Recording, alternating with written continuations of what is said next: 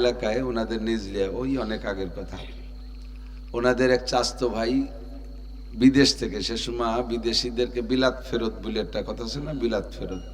তো বিলাতের থেকে লেখাপড়া শিখে আসছে, ব্রিটিশ থেকে লেখাপড়া শিখে আসছে। তো উনি ডাক্তার হয়ে আসছে, ডাক্তারি পড়ে আসছে। তো দেশের ছেলে যেহেতু দেশের ডাক্তার, দেশের একটা সেবা খেদমত তো দেশের মানুষ পায়।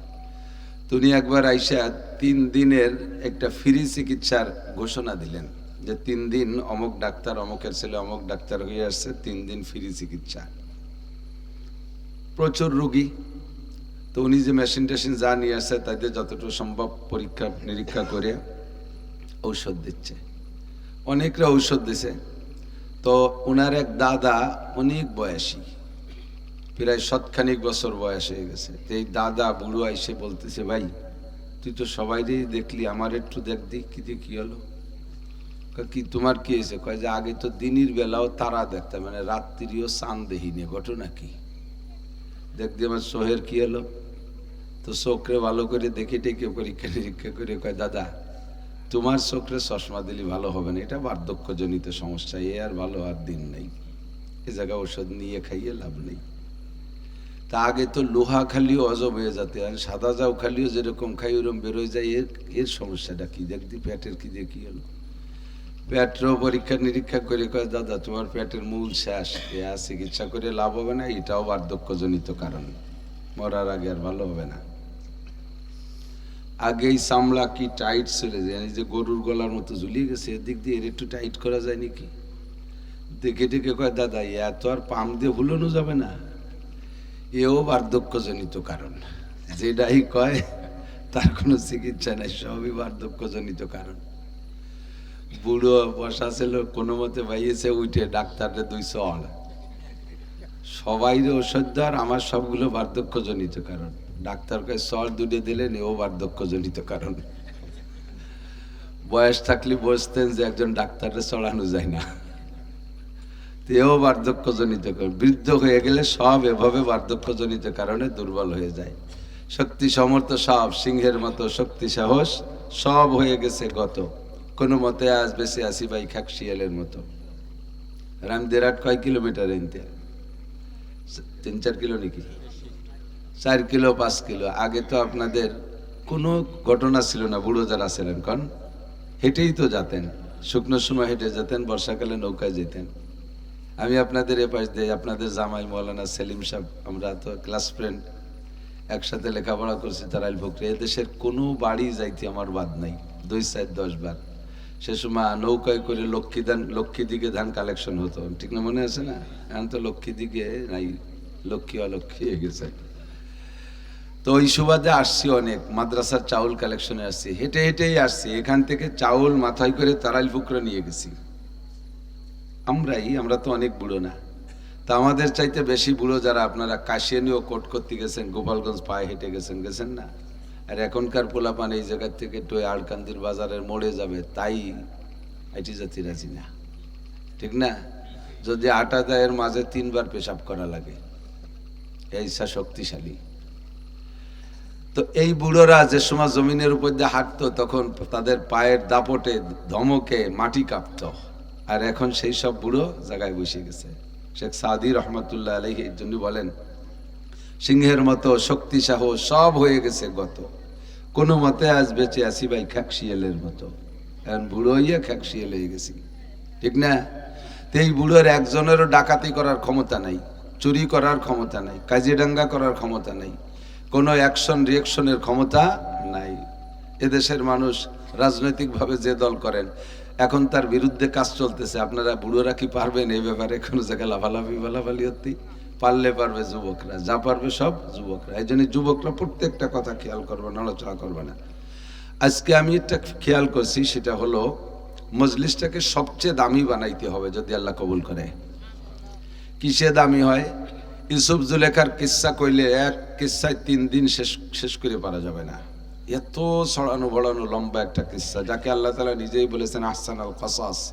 দুনিয়ায় সবচাইতে, কোরআনের ভিতরে আমি যত কিস্সা আনছি, সবচেয়ে সুন্দর কিস্সা, সবচেয়ে ভালো কিস্সা হলো ইউসুফ আলাইহিস সালামের কিস্সা। ইব্রাহিম আলাইহিস সালাতু ওয়াস সালামের কিস্সা এটাও কম না। অনেক সুন্দর। মুসা আলাইহিস সালামের ঘটনাগুলোও কম না, আমাদের নবীর জীবনী আলোচনাও কম না। এটা হচ্ছে ওটা ভালো, ওটা হচ্ছে ওটা ভালো, পিছনে সব ইতিহাস বললে জিম ধরে শুনবেন, সাহাবায়ে কিরামদের কসাস বললে জিম ধরে শুনবেন। কিন্তু এই কিস্সাগুলো শুনলে তাৎক্ষণিকভাবে আপনার দিল নরম হবে অথবা ভালো লাগবে, কিন্তু এই দিয়া আপনার নামাজ হবে না, রোজা হবে না, হজ হবে না, জাকাত হবে না। আর এই সমস্ত কিস্সা মুখস্থ আছে কি না খোদার কসম কবরে যে জিজ্ঞাসা করা হবে না। কবরে গেলে কি জিজ্ঞেস করবে বলো তো? ইব্রাহিম আলাইহিস সালামের কিস্সা কি জিজ্ঞাসা হবে? মার রব্বুকা, কি জিজ্ঞাসা? রব্বুকা, রবকে চিনার কথা আসছে, রবকে চিনতে হবে। আমরা যখন রুহের জগতে ছিলাম, সবাই রুহের জগতে ছিলাম না এক সময়? রুহের জগৎ একটা গোডাউন, এই গোডাউনের ভিতরে সব রুহগুলো জমা করা আছে।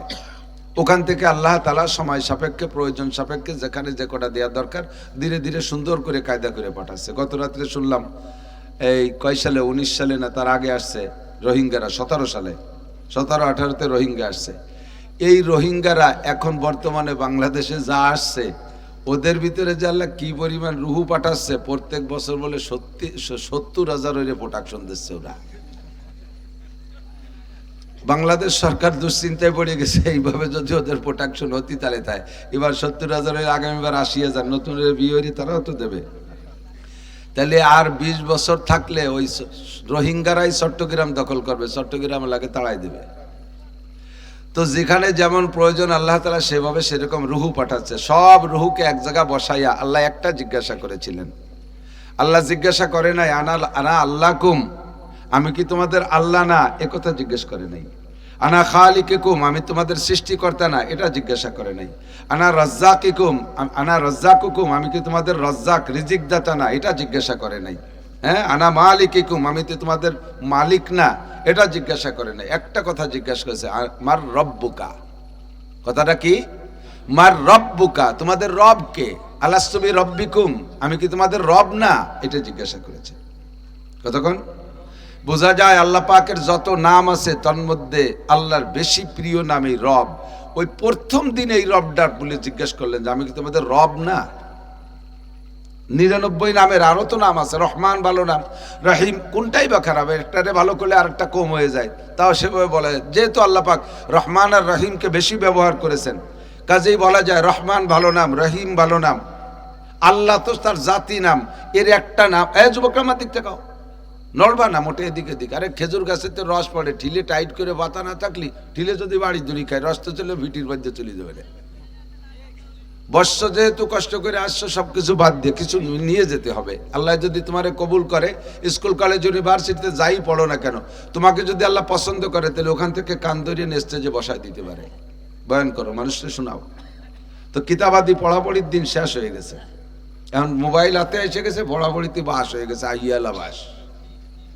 2-4 কথা শুনিয়ে মুখস্থ রাখো, আল্লাহ বাসালে এনে যদি বসার সুযোগ পাও দুয়ে খাতি পারবা, এতে লাভ আছে। এ মাইক পালি টাহা আখেরা টোকার নাও, এই লোভ দিলি তো আসবে কমপক্ষে। এই জন্য সব কথা মনে রাখতে হবে। আর পড়া কথা বলতে কিন্তু কষ্ট হয়, শোনা কথা মনে থাকে বেশি। কথা কন না? শোনা কথা আপনারা একটা 10 পৃষ্ঠা দেবো, আপনি 10 পৃষ্ঠা পড়ে হুবো বলতে পারবেন না, কিন্তু আমি আধা ঘন্টা ওয়াজ করবো, যেটা শুনবেন এটা কিন্তু আপনি পরে বলতে পারবেন। এই জন্য খেয়াল করতে হবে। তো আল্লাহ জিজ্ঞেস করছেন আমি কি তোমাদের রব নই? আবার বাদাম খায় কয়জনে? আল্লাহ কি জিজ্ঞেস করছেন? আমি কি তোমাদের রব নই। বোঝা যায় রব নামটা আল্লাহ পাকের খুব পছন্দনীয় নাম, এই জন্য ওইটি দিয়ে জিজ্ঞেস করছেন, ঠিক না?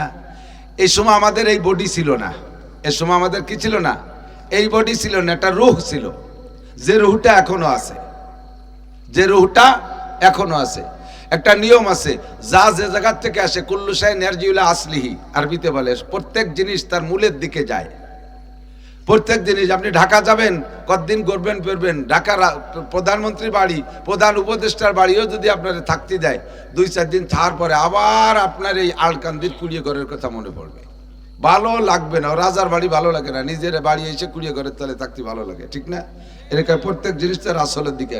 তো যে জিনিস যেখান থেকে আসে সে জিনিস সে জায়গা যায়। রুহ আসছে রুহের জগৎ থেকে, ঘুরে ফিরে রুহুটা সেই জায়গা যাবে। আর এই বডিটা হয়েছে কোন জায়গার থেকে? মাটির থেকে। এই বডি মাটি পর্যন্ত শেষ। খেয়াল করেন, বডি তৈরি হয়েছে কি দিয়া? মাটি দিয়ে। বিশ্বাস হয় না? আল্লাহ নিজেই বলছে মিনহা খলাকনাকুম, এই মাটি দিয়ে তোমারে বানাইছি, অফিহা নুঈদুকুম, মাটির মধ্যে আনবো, ওই জায়গায় তুমি শেষ, এই বডি ও জায়গা যাবে না, যা আসছে তাই যাবে, সেটা হলো রূহ। এজন্য রূহের কাছে আল্লাহ জিজ্ঞেস করেছিলেন, আলাস্তু বিরাব্বিকুম, আমি কি তোমাদের রব নই? স্বীকার করেছিলাম, বলা জি আপনি আমাদের রব। আবার এই বডির থেকে রূহটা যখন আলাদা হয়ে যাবে, বডির থেকে আলাদা হয়ে যাবে, মারা যাব, তখন আমার রূহটা বিচ্ছিন্ন হয়ে যাবে। কবরে গেলে জিজ্ঞাসা হবে, এ কথা হাদিসে আসছে। তবে সকলের ভাগ্যে তো কবর হয় না, কেউ পুড়িয়ে ছাই হয়ে যায়, কেউ বাঘে ছিঁড়ে পুড়ে খেয়ে ফেলে, কেউ পানিতে ডুবে হারাই যাচ্ছে। তাহলে কবরের জিজ্ঞাসা কি তাদের হবে না? এই কবর মানে বেশিরভাগ মানুষ অলিল হুকমে আকসারুল কুল, অধিকাংশের দিকে খেয়াল করে আলো একটা বিষয় রায় দেওয়া হয়। তো বেশিরভাগ মানুষ যেহেতু কবরে যায়, এর কারণে কবর বলা হয়েছে। বাকি আসল কথা হলো, শরীরের থেকে রূহটা যখন বিচ্ছিন্ন হয়ে যায়, তখন রূহের কাছে আবার জিজ্ঞাসা, ওই সেই জিজ্ঞাসাটা, যে জিজ্ঞাসাটা রূহের কাছে করা হয়েছিল, ওই জিজ্ঞাসাটাই আবার জিজ্ঞেস করা হবে, মার রব্বুকা। কবরে যাওয়ার পরে কি জিজ্ঞাসা? মার রব্বুকা, তোমার রব কে? তাহলে বোঝা যায় রব শব্দটা অত্যন্ত জরুরি, খুব পছন্দনীয় নাম আল্লাহর। ও জায়গা পড়াই দিছে, আবার সেই পড়াটা মনে আছে কিনা, তাই আবার রূহটাকে শরীর থেকে বিচ্ছিন্ন হওয়ার পরে আবারও তাই জিজ্ঞাসা। খেয়াল করতেছেন নাকি? যাতে এই রবরে ভুলে না যান, এই জন্য আপনাকে রেগুলার রবের মস্ক শিখাই দিছে। সূরা ফাতিহা নামাজের মধ্যে পড়বা, লা সালাতা ইল্লা বিফাতিহাতিল কিতাব, সূরা ফাতিহা ছাড়া নামাজ হবে না।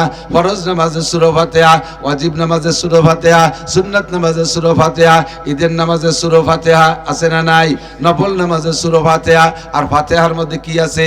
আলহামদুলিল্লাহি রাব্বিল আলামিন, এই জায়গা রব, ঠিক না?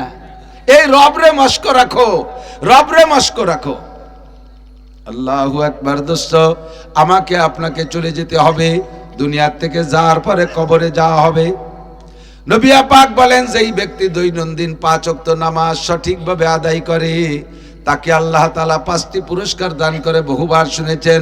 তার মধ্যে 1 নম্বর পুরস্কার হলো ইউরফান হুজিকুল আইশ, ওই ব্যক্তিকে দুনিয়ায় রিজিকের অভাব দেওয়া হবে না।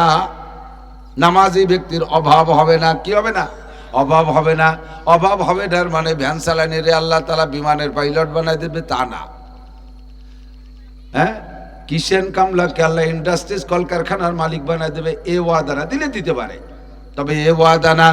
রুজির অভাব হবে না মানে যে ডেলি 500 টাকা ইনকাম করে, ওই ব্যক্তি যদি নামাজি হয়, তার ওই 500 টাকা ইনকামের দরজা বন্ধ হবে না।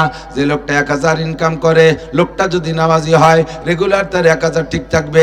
যে লোকটা 1 কোটি টাকা ডেলি ইনকাম করে, লোকটা যদি নামাজি হয়, তার দৈনন্দিন 1 কোটি টাকা রানিং থাকবে। এর নাম হলো রিজিকের অভাব হবে না। কখনো আপনি বেকার বসে থাকবেন না, কখনো আপনার আয়ের সোর্স বন্ধ থাকবে না, আপনি না খেয়ে কষ্ট পাবেন না। 2 নম্বরে আযাবুল কবর, নামাজি ব্যক্তিকে কবরে আযাব দেওয়া হবে না। কবরে আযাব, তাহলে বোঝা যায় কবর আযাব থেকে বাঁচতে হলে লাগবে কি? বুঝে নেই? যেটুক শোনেন সেইটুক শোনাবন তো মনে রাখলে, পিছনের টুকু মনে রাখতে হবে। কবর আযাব থেকে বাঁচতে হলে লাগবে কি? সবাই বলছেন কি লাগবে? তাহলে নামাজ ছাড়া আর কোন ইবাদতের কথা বলা হয় নাই। কবরের আযাব থেকে বাঁচতে হলে একমাত্র লাগবে নামাজ, ঠিক না?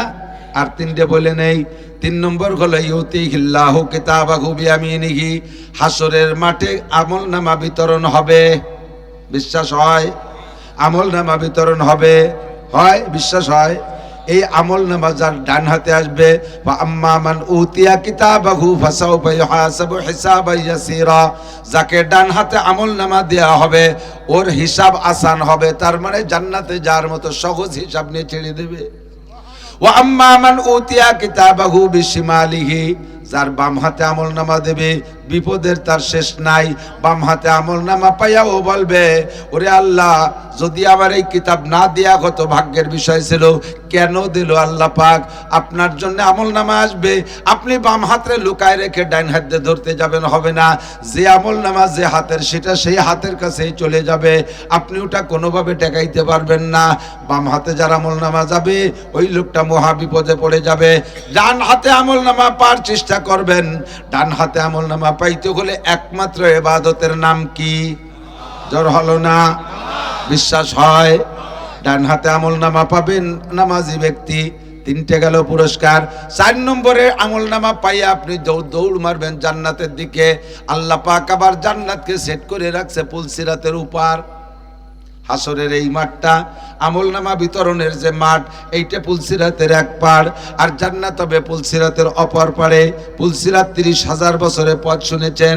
দুনিয়ার বছরে 30,000 বছর পায়ে হাঁটলে যতটুক পথ যাওয়া যায়, পুলসিরাতের এরকম এত লম্বা হবে 30,000 বছর। কত শুনতে শুনতে কান যেন তেলসা হয়ে গেছি। 30,000 বছর 2 কদমে চলে যাব। যাইয়ে দেখছো কাকা কিরম ঠে? 30,000 বছরের পথ। আমেরিকা এখান থেকে যাইতে বাংলাদেশ ফ্লাইট করার পরে এক অবিরাম বিমান চললে লাগে 16 ঘন্টা। 16 ঘন্টা। আবার ওই পাশে যদি ঘুরে আসে, জাপান হয়ে উত্তর কোরিয়া, দক্ষিণ কোরিয়া হইয়া এই দেশে যদি আসে, ফিরে আবার ওই পাশে লাগে 16 ঘন্টা। সারা পৃথিবীকে একটা বিমান একবার প্রদক্ষিণ করতে লাগে 32 ঘন্টা। আর 30,000 বছর পথ চললে যে পথ হয়, এইটি হবে পুলসিরাত। আপনাকে এই বিল অঞ্চলের মাঝে মাঝে বাসের চার দেওয়া আছে না? চার দেওয়া আছে। এখন তো 400 ফিরাই শেষ হয়ে গেছে, 4 মরহুম হয়ে গেছে। এই চার যখন ছিল, চারের নিচের বাসটা যদি একটু নর্মালও থাকতো, উপরের দরারটা একটু মজবুত থাকলে মনের মধ্যে একটা সাহস থাকতো, যাই তলেরটা ভেঙে যাক, উপরটা ধরে ঝুলতে ঝুলতে ফাঁসল যাবানি, ঠিক না? আর উপরেরটা একটু নড়বড়ি হলিও তলেরটা যদি শক্ত দো বাসে থাকে, দো বাস আর গাড়তে এতে অভ্যাস হয়ে গেছে, তাকে 2টে বাসালি খালি এতে চলে যেতে পারে। আর এই পুলসিরাত তাহলে চুলির সে চিকন আর হীরার চাইতে ধার, ব্লেডের চাইতে ধার। উপরে তা দন্নার বাস নাই। এই 30,000 বছর পাহাড়ি না দিয়া ওই পাশে ভেস্তের দেখা যাচ্ছে, চোখের পাওয়ার আবার বাড়ি ভালো হবে। ওই পাশে ভেস্তের সব কিছু হুররা আপনারা ডাকতেছে, ভাই যা তাড়াতাড়ি চলে আসেন, বল কাকা তাড়াতাড়ি আসেন, এভাবে ডাকতে চলে যে বল কাকা তো পুলসিরাতের ঘেটে এসে আটকে গেছে। বয়তে আমলনামা ডাইনাতের চোখ বন্ধ করে বসে, ও বাবা এ পার নালি বলে ভেস্তে যাচ্ছি না, আল্লাহ যদি কোনো মতে টানি টুনি একটা ভেস্তে ধারে দিত, তাহলে আর এই ঝুঁকি নিতাম না। তো ঝুঁকি তো নেওয়াই লাগবে, ও ঝুঁকি নেওয়াই লাগবে। বয়তে চক্ষু বন্ধ করে বসে বলবেন, এখন চিনতে পড়ে গেছে, বসে থাকলে তো হবে না, ভেস্তে তো যাইতেই হবে। তো পুলসিরাত কিভাবে পার হব? এবার পার হওয়ার জন্য আবার চক্ষু খুলে দেখবেন কোন ফাঁকে যেন উপার চলে গেছেন, কোন ফাঁকে যেন উপার চলে গেছেন, আপনি জানেনও না। ভাইয়া মুরু আলা সিরাতে কালবার, নবী পাক বলেন, আল্লাহ পাক নবী পাক বলেন, বিদ্যুৎ গতিতে পুলসিরাত পার হইবা। বার্ক মানে বিদ্যুৎ, ইয়ামুরু মানে অতিক্রম করা, অতিক্রম করে যাবা, অতিবাহিত করে যাবা পুলসিরাতকে কালবার, বিদ্যুৎ গতিতে। বিদ্যুতের গতি কেমন যারা জানেন তারা বলেন, 1 সেকেন্ডে 1,86,000 মাইল। 1 সেকেন্ড কতটুক? আপনার চোখের পলকটারে বন্ধ করিয়া খুলতে যে দেরি, তার নাম 1 সেকেন্ড। 1,86,000 মাইল পথ যায়। আপনি বিদ্যুৎ গতিতে পুলসিরাত পার হবেন। এই পারটা হওয়ার একমাত্র আমলের নাম কি? এরাই তোরা কইস নাই কে? একমাত্র আমলের নাম কি হয়েছে সবাই? আমার দায়িত্ব খালাস দুদু, আমি সাপ কিয়ামতে ক্ষতি পারবে না যে কোনোদিন শুনি নেই। তুমি মুখ দিয়ে কইছো, আমল নামা লেখা হয়ে গেছে। না কানু পর্যন্ত একটা বিপদে ছিলাম, কারণ কোরআনে লেখছে, মা ইয়ালফিজু মিন কাউলিন ইল্লা লাদাইহি রাকিবুন আতীদ। মুখ দিয়ে যে কথাটা বের হবে ফেরেশতারা ওইটাই লেখে, মুখ দিয়ে না বের হলি লেখে না। তাহলে এবার কি চালাক হয়ে যা, আর কব না, হুজুর যত কব তোমারে সাক্ষী দেবে, তুমি মুখ দিয়ে কবা না, তাতে সে পর্যন্ত শেষ না। কিয়ামতের ময়দানে আল্লাহ কায় নাকতিমু আলা আফওয়াহিক, তোর মুখ বন্ধ করে দেবো। অতুকাল্লিমুনা আইদিক ওয়া তাশহাদু আরজুলুক, কোরআন শরীফে হুম দিয়ে আমি খেতাব দিয়ে বললাম। তা আল্লাহ কিয়ামতে বলবে, তুই মিথ্যে কথা করছিস, যে ওয়াজ শুনছি, যে কথা তো নাসির হুজুর কইছে, তা তুই শুনিস না, এই কথা মিথ্যে কথা কইস কা? তোর কানে সাক্ষী দেবে। কান কল, আমি নিজেকে ছিলাম তো সেই জায়গা, আমি এরিদে শুনছি তো। ও সুরা মিথ্যে কথা কয়, এই হুজুর নামাজের কথা বলছে, আমি শুনছি তো। কানে সাক্ষী দেবে। তোমার পাও বলবে ওই মাঠে আমি হেঁটে গেছিলাম, হাত বলবে আল্লাহ আমি ছিলাম তোর সাথে, চোখে বলবে আমি হুজুরে দেখছি। সবাই সাক্ষী দেবে। তুমি মুখ দিয়ে মিথ্যে কথা করতে গেলে মুখটারে বন্ধ করে দেবে। এরপরে আল্লাহ বলবে, ইকরা কিতাবাকা, দেখ আছে না নাই, আমল নামা খুলে দেখো। আমল নামা দিছে না ডাইনাতে, বাম হাতের ডালা বাম হাতে, আর বলবে খুলে দেখ তোর মধ্যে আছে না নাই। ডান হাতে যারা দেবে তাও বলবে, তারে দেখবে সে নিজেই খুশিতে ডান হাতে আমল নামা পাওয়ার সাথে সাথে মাঠে যারা থাকবে সবাইরে একটা নজর দেখাবে, হাও মুকরাও কিতাবিয়া, হাও মুকরাও কিতাবিয়া, হাও মুকরাও কিতাবিয়া। আর যারা তো আমল নামা বাম হাতে, সে বলবে ইয়া ওয়াইলাতা লাইতানি লাম উতা কিতাবিয়া, আরে কপাল পড়ছে আমার জন্মের পোড়া, যদি আর না দিত তাহলে কোনা কানা ওদের বলাই বলে থাকতে পারতাম। এতে দিয়ে দলিল দিয়ে দেশ, আরে হাতে তো ছোটেও না, ফেলাই দিতে গেলেও পড়ে না, এমন বেকায়দা আমল নামা। আর যা পাবে ডান হাতে, সে বলবে হাউ মুত্র কিতাবিয়া, হে দোস্ত জামাল কামাল লালটু বল্টু জুয়েল টুয়েল টুলু লুলু, এই দেখ আমার আমল নামা দেখ, নামাজে 100, রোজা 100, হজে 100, জাকাতে 100, কোরআনে 100, হাদিসে 100, ফরজে 100, ওয়াজিবে 100, সুলি 100, দাড়িতে 100, মোসে 100, প্যান্টে 100, পায়জামা 100, জাঙ্গে 100, জুতো 100, মুজে সব জায়গায় 100 100। হাউ মুত্র কিতাবিয়া। আর যে পাইছে বামাতে, সে খালি সারবে যে কল্লা কেউ না দেখে কোন পাশে থবো, এই সার্টিফিকেট কোন জায়গা থবো। এখন গোপালগঞ্জের সার্টিফিকেট পাইছি, যে ক বড় বিপদ না, গোপালগঞ্জের সার্টিফিকেট ক বড় বিপদ। সাইডে খালি আইডি কার্ডটা লুকাইতে, যে বাড়িতে পারিস নাম করলে হবে না। গোপালগঞ্জে বাংলা, নড়াইলে বাংলা কাছাকাছি, এই জন্য নড়াইল করি শোনে না, আমার আইডি কার্ড দেখে। এখন আইডি কার্ড দেখালি খবর আছে। এই জন্য দুনিয়ায় যদি তুমি এর থেকে বোঝো যে এখন গোপালগঞ্জে আইডি কার্ড বাইরে দেখানো যায় না, কিয়ামতের ময়দানে বাম হাতে তুমি আইডি কার্ড পাইলে এটাও দেখাবা না। তাহলে কিয়ামতের ময়দানে পুলসিরাত পার হওয়া লাগবে কি লাগবে না? ওই পুলসিরাত পাওয়ার একমাত্র আমলের নাম কি? নামাজ। এরপরে ওয়ায়ামুরু আলা সিরাতে কাল বার চলে গেল, 4টি পেয়ে গেছেন নামাজের পুরস্কার। 5 নম্বর পুরস্কার হলো ওয়ায়াদখুলুল জান্নাতা বিগাইরি হিসাব। এবার পুলসিরাত পার হওয়ার পরে এই বিল অঞ্চলের ফাঁকা ফাঁকা বড় বড় মাঠ, এইরকম ফাঁকা মাঠের উপর দিয়ে ঘুরে বেড়ানো লাগবে না। বিশাল বঙ্গোপসাগরের চরের মতো চর, আটলান্টিক মহাসাগরের চরের মতো চর, সৌদি আরব, আরব আমিরাতের, মধ্যপ্রাচ্যের মরুভূমির মতো খোলা ফাঁকা মাঠ দিয়ে ঘুরে বেড়াবেন। আল্লাহ পুলসিরাতে পারলাম, ভেস্তে তালাশ করে পাচ্ছি না, কোন দিক ভেস্তে, এখানে কোনো ট্রাফিক মিরাফিক নাই, কার কাছে জিজ্ঞেস করবো ভেস্তে কোন দিক? কই চিন্তা তোমার করা লাগবে না। ওয়ায়াদখুলুল জান্নাতা বিগাইরি হিসাব। পুলসিরাত পার হওয়ার সাথে সাথে তুমি বিনা হিসাবে জান্নাতে চলিয়া যাইবা। সিদ্দিক আয়েশা বলেন, হুজুর একটু হিসাব নিকেশ দিয়ে যাই। কয় আয়েশা অমন কথা মুখ দিয়ে কইও না। মানে হোসিবানু কিসা, যেই হিসাবের কাঠগড়ায় দাঁড় হবে সেই বিপদে পড়িয়া যাইবে। হিসাবের কাঠগড়ায় যদি নবী রাসূলরাও দাঁড়ায় তাও তাদের টেনশন আছে। সব নবীরা পর্যন্ত দোয়া করছে, আল্লাহ হিসাবের কাঠগড়ায় যেন দাঁড় হইতে না হয়। নবীদের তো কোনো গুনাহ নাই, তাই তারা চিন্তা করেছে। সাহাবায়ে কেরামরা কত পবিত্র মানুষ, তাই তারা চিন্তা করেছে। আল্লাহু আকবার। নবী কয় আয়েশা রে, কখনো হিসাব দেওয়ার জন্য প্রস্তুতি নিবা না, সর্বক্ষণ দোয়া করো আল্লাহ বিনা হিসাবে পার কইরা দাও। আর বিনা হিসাবে জান্নাতে যাওয়ার জন্য একটা মাত্র আমল, ওই আমলটার নাম হলো নামাজ। অন্য অন্য আমলের দ্বারা আপনার জান্নাতের ভিতরে নিয়ামত বাড়বে। বলেন সুবহানাল্লাহ। এই সুবহানাল্লাহ কলি গাছ লাগানো হয়। সুবহানাল্লাহ পুলসিরাত পার করে না, সুবহানাল্লাহ কবর আযাব মাফ করে না, সুবহানাল্লাহ ডান হাতে আমল নামা দেয় না। লা ইলাহা ইল্লাল্লাহ পড়েন, লা ইলাহা ইল্লাল্লাহ মুহাম্মাদুর রাসূলুল্লাহ। এতে আপনি জান্নাতের মধ্যে জমি পাইছেন। লা ইলাহা ইল্লাল্লাহতে জমি কিনতে হয়, আর অন্যান্য আমল দিয়ে জান্নাতে সাজাতে হয়। কিন্তু বিনা হিসেবে জান্নাতে যাওয়ার জন্য একমাত্র আমলের নাম নামাজ। এই জন্য বারবার কই, কষ্ট নিয়েন না। লম্বা লম্বা কিস্সা আমি কইলে কইতে পারবো, একটা কিস্সা ধরবো তো আজকে তারা হাঁটু সমানো যাতে পারবো না। এরপরে 5-6 দিনের জন্য তুই দিয়ে এদি কি হবে, কি হবে, যে কি হবে লাগবে যা সেটা শোনেন। কতক্ষণ নামাজ লাগবে। 1 নম্বরে কি লাগবে? আউয়ালু মা ইহাসাবু বিহিল আবদু ইয়াউমাল কিয়ামাতিস সালাহ। কিয়ামতের ময়দানে হে মুসলমান প্রাণপ্রিয় বন্ধু, আমরা লেখামহীন ভাবে চলিস না, ইচ্ছামতো নাচানাচি করিস না, সময়টাকে ফেসবুক আর ইউটিউব আর টেলিভিশনের ভিতরে নষ্ট করো না। একটু কান খাড়া করে শোনো, কিয়ামতের ময়দানে সর্বপ্রথম হিসাব দিতে হবে নামাজের। নামাজের পুরস্কার 2 প্রকার। কয় প্রকার? খেয়াল করেন, কয় প্রকার? 1 প্রকার বলছি আমি, 1 প্রকার আমি বলছি, 5টা পুরস্কার। কয়টা? 5টা। আর 1 প্রকারের পুরস্কারের কথা আল্লাহ পাক বলেন, উতলু মা উহিয়া ইলাইকা মিনাল কিতাব ওয়া আকিমিস সালাহ ইন্নাস সালাতা তানহা আনিল ফাহশাই ওয়াল মুনকার ওয়া লাযিকরুল্লাহি আকবার। নামাজের প্রথম পুরস্কার যেটা আল্লাহ ঘোষণা দিয়েছেন, আল্লাহ নিজে বলেন ইন্নাস সালাতা তানহা আনিল ফাহশাই ওয়াল মুনকার। অবশ্যই, ইন্না মানে অবশ্যই। কথাটা কে বলছেন? আল্লাহ। ইন্না যদি নাও বলতেন, ইন্নার মানে অবশ্য, যদি আল্লাহ ইন্না দিয়ে নাও বলতেন তবু আমার মানা ফরজ।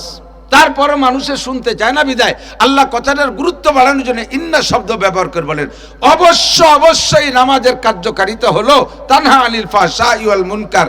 যত প্রকার ফাহেশ কাজ আছে, নির্লজ্জ কাজ আছে, হারাম কাজ আছে, অবৈধ কাজ আছে, এর থেকে ফিরার একমাত্র তাবিজের নাম হলো নামাজ, অন্য কোনো কিছু না। যত আকাম আছে সব আকাম থেকে ফিরার কাজ, তার তাবিজের নাম কি? টিকার নাম কি? ইনজেকশনের নাম কি? দেখেন না আমাদের এলাকায় মাঝে মাঝে টিকা দেয়, পোলাপান রে টিকা দেয় না, ওয়ার্ড চেয়ারম্যান মহিলা, ওয়ার্ড চেয়ারম্যান তার বাড়ি দেয়, বা আঞ্চলিকভাবে কোনো লিডারশিপ মহিলা থাকলে সেই মহিলার বাড়ি দেয়। তা এই দেওয়ার আগে মাইকিং করে যায়, তো যেদিন টিকা দেবে সেই দিন বা তার আগের দিন ওই বাড়ির সামনে দেখবেন হলুদ একখান ব্যানার টানায় নাকি, ব্যানারের ভিতরে মাঝখানে দেখবেন গোল একটা বৃত্ত আছে, আছে বৃত্তের মাঝখানে একটা ছোট বাচ্চার ছবি আছে, বাচ্চার ছবির পাশ দিয়ে ছয় ওই বৃত্ত ভেদ করে দেখবেন 6টা তীর আছে, 6টা তীর ছবি দিয়া। এর মানে কি? এর মানে হলো এই হলুদ ব্যানার খান দুনিয়া, হলুদ ব্যানার খান দুনিয়া, ওর মাঝখানে যে গোল বৃত্তটা এটা হলো ওই বাচ্চার হায়াতের এরিয়া, বাচ্চার হায়াতের সীমানা। মাঝখানে মানুষটা এই হায়াতের সীমানা ভেদ করে দুনিয়ার বিভিন্ন জায়গা থেকে 6 প্রকারের মরণ ব্যাধি ওর দিকে রওনা দিছে। শিশুকালে যদি এই 6টা ব্যাধি তার মধ্যে ঢুকে পড়ে বা কোনো সময় যদি ঢোকে, যে কোনো একটা ঢুকলেই তাকে জীবন শেষ করে দেয়। একবার ওই রোগ ঢুকে গেলে আর কোনো চিকিৎসা হয় না। যেমন পোলিও, পোলিও আক্রান্ত যারা বড় বড় ধনীদের পোলাপানো দুই একটা পড়ে রয়েছে, হাজার হাজার লক্ষ কোটি টাকা খরচ করতেছে, সারা দুনিয়া ঘুরছে, সুস্থ হয় না। এইরকম মারাত্মক 6টা রোগ ওর দিকে রওনা দিছে। এখন এই রোগগুলো একবার ঢুকে গেলে আর চিকিৎসায় কাজ হবে না বিধায় মেডিকেল সায়েন্সের বিজ্ঞানীরা গবেষণা করে একটা টিকা বানাইছে। এই টিকাটা নিয়মিত দিলে ওই 6টা রোগ হয় না, ওই 6 রোগের থেকে বাঁচা যায়। এই টিকায়, এক টিকায় 6 রোগের থেকে বাঁচা যায়। আল্লাহ পাক বলেন দুনিয়ার জিন্দেগিতে তোমার 6টা দিক দিয়ে হাজার হাজার রোগ যাবে, 6টা দিক দিয়ে হাজার হাজার রোগ যাবে। 1 নম্বরে ব্যক্তি জীবনের দিক দিয়া, 2 নম্বরে পারিবারিক জীবনের দিক দিয়া, 3 নম্বরে সামাজিক জীবনের দিক দিয়া, 4 নম্বরে অর্থনৈতিক জীবনের দিক দিয়া, 5 নম্বরে রাজনৈতিক জীবনের দিক দিয়া, 6 নম্বরে আন্তর্জাতিক জীবনের দিক দিয়া। এই 6টা দিক দিয়ে তোমার ভিতরে হাজার হাজার রোগ যাবে, হাজার হাজার রোগ ঢুকবে। জিনার রোগ, চুরির রোগ, ডাকাতির রোগ, মিথ্যে কথার রোগ, গিবাতের রোগ, শিকায়েতের রোগ, আইলঠেলা রোগ, জাল দলিলের রোগ, মিথ্যে সাক্ষী, মিথ্যে মামলা, জারি যাত্রা, কলসা, গাজীর গান, গুণযাত্রা, উড়াকান্দি ঠাউর বাড়ি যাওয়া, দুর্গা পূজায় যাওয়া, সরস্বতী পূজায় যাওয়া, লক্ষ্মী পূজায় যাওয়া, মিথ্যে সাক্ষী দেওয়া, মিথ্যে মামলা দেওয়া, দাড়ি কাটা, দাঁড়ায় মোতা, খাড়ায় খাওয়া, আইটি আইটে পায়খানা করা, ব্যারাক, অ্যাডামস, কারিতাস, বিআরডিবি, স্বনির্ভর, জাগরণী চক্র, আশা, প্রশিকা, গ্রামীণ ব্যাংক, তারপরে ভোট দিয়া, ভোট চুরিয়ারা, ভোট কাড়িয়ে নেওয়া, ইত্যাদি ইত্যাদি। সর্বদিক দিয়ে 6 দিক দিয়ে হাজার হাজার রোগ তোমার মধ্যে ঢুকবে। এই সব রোগ একবার ঢুকে গেলে আর কোনো চিকিৎসায় কাজ হবে না। ঢুকার আগে এই রোগগুলোকে ঠেকানোর জন্য একটা টিকার ব্যবস্থা করেছি, সেই টিকাটার নাম হলো নামাজ। টিকাটার নাম কি? অনেকে নামাজের দাওয়া দিলে চলো একটু নামাজ পড়ো, শুনেন নামাজ পড়ো, কয় পড়বো আর কিছুদিন, কয়েকটা আকাম আছে, আকাম টাকাম শেষ করিয়ে ভালো হইয়ে শেষে একবারে ধরবো, ভালো হইয়ে একবারে নামাজ ধরবে। ওই ভালো হইয়ে নামাজ ধরবে, কি কয় কন? ভালো হইয়ে। একজন অসুস্থ শুয়ে রয়েছে, তুই এইভাবে কতদিন আর কাতরাবি, একটু ডাক্তারের কাছে যা। কয় যে একটু সুস্থ হয়ে নেই, শেষে যাবানি, একটু সুস্থ হইয়া শেষে তো সুস্থ হলি ডাক্তারের কাছে যাবি কে? ডাক্তারের কাছে গেলি না সুস্থ হবি। আল্লাহ কয় ভালো হইয়ে নামাজ পড়া যায় না, নামাজে ভালো করে, নামাজে ভালো করে। কথা বলেন, নামাজে ভালো করে। ঘুষের থেকে ফিরাবে কিসে? নামাজে। সুদের থেকে ফিরাবে কিসে? নামাজে। আইল ঠেলার থেকে কিসে ফিরাবে? আইল ঠেলার রোগ নাই? আছে না? বেশিরভাগ আইল ঠেলা হলো বুড়োরা। বুড়োরা রাগ করেন না, বুড়োকে তো তেমন কাম কাজ নাই, ছেলেবেলার কামাই রোজগারের পয়সা পাঠায়। বাপরে কইছে আব্বা বুড়ো কালে আপনি কোনো কামের মধ্যে যাবেন না, মাসে কয় টাকা লাগবে? 50,000 টাকা দিয়ে দেবো, বসে চা পান খাবেন, মারে নিয়ে আনন্দের সাথে থাকবেন। বুড়ো কালে দুইজনের মন ভালো থাকবে, ভালো ভালো কিনে খাবেন, কোনো কাজে হাত দেবেন না। বহুত কষ্ট করে আমাকে মানুষ বানাইছেন, এখন লাখ লাখ টাকা কামাই করে। এই বুড়ো যদি কৃষি খ্যাত খামার করার অভ্যাস ছোটবেলাতে থাকে, ছেলেরা কোটি টাকা দিলে ওই নিশাতে ফিরতে পারে না, বিকেল বেলা হলে নিশায় কামড় দেয়, টেঙ্গি একখান নিয়ে ডাঙ্গায় চলে যাবে, বিলি চলে যাবে। যাইয়া ভিতরে কত বন তাকও পাবে না, খালি আইল। হ্যাঁ, জমির মাঝখান যে কত দুগলো আদা কাটিয়া এলেন্সা মালেন্সা কলমি কত, তাতে একটা কম দেবে না। বুড়োর দুনিয়ার কাজ আলীর উপরে, পাগড়ি বান্ধে তসবি হাতে নিয়ে জিকিরের সাথে কোপায় সুবহানাল্লাহ আলহামদুলিল্লাহ, কোপে কোপে জিকির। জন্মের সত্যি কথা কইছি, একটু মিথ্যে কথা বলি, কথা কেন না?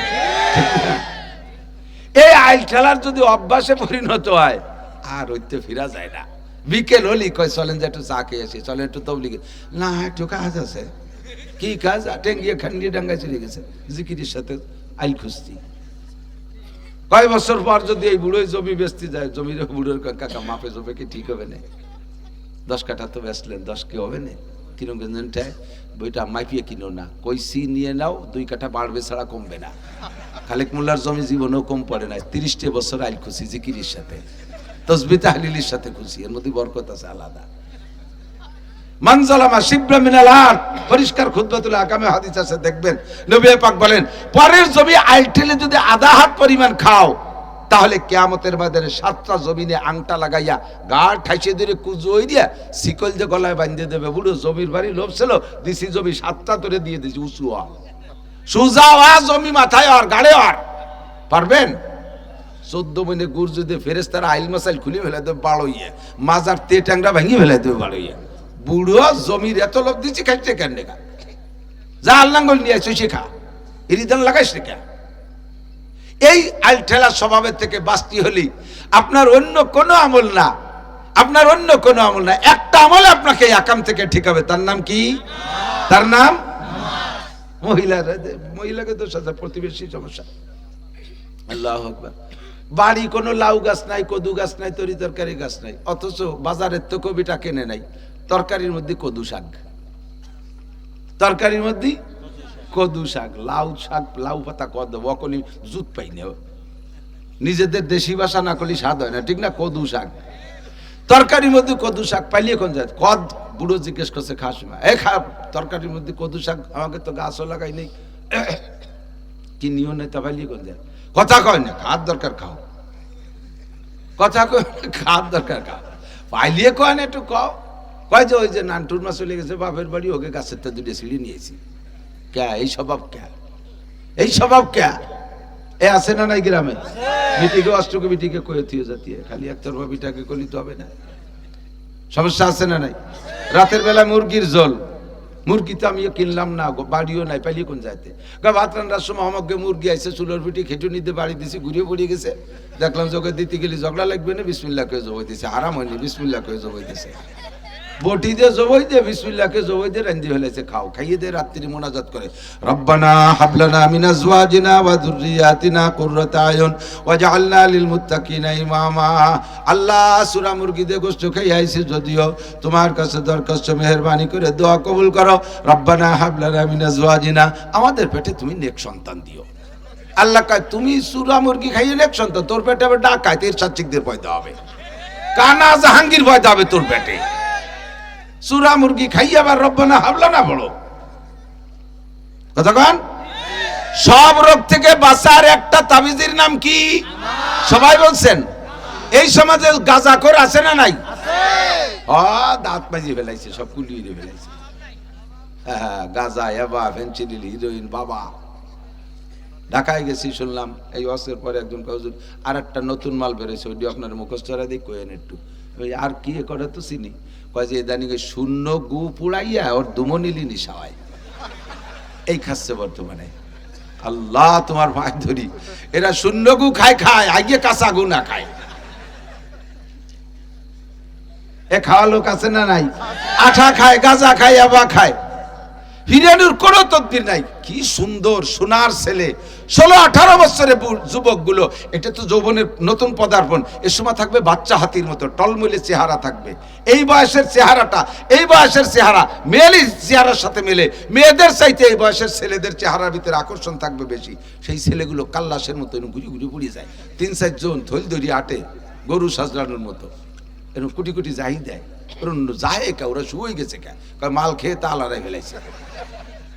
মাল খাইয়া তালারাই বেড়াইছে, চাকা স্লিপ করে খালি হাসা শুয়াইয়া আসা হয়ে গেছে। আমরা তো বুড়ো হয়ে গেছি, গাল গোল ভাঙিয়ে গেছে, তোর এই বয়সে গাল ভাঙলো কে? সুমতি সুমতি গাল শেষ, যৌবন শেষ, জীবন শেষ, ইমান শেষ, আমল শেষ। কোন তাই আকাম থেকে ফিরাইতে পারবে না।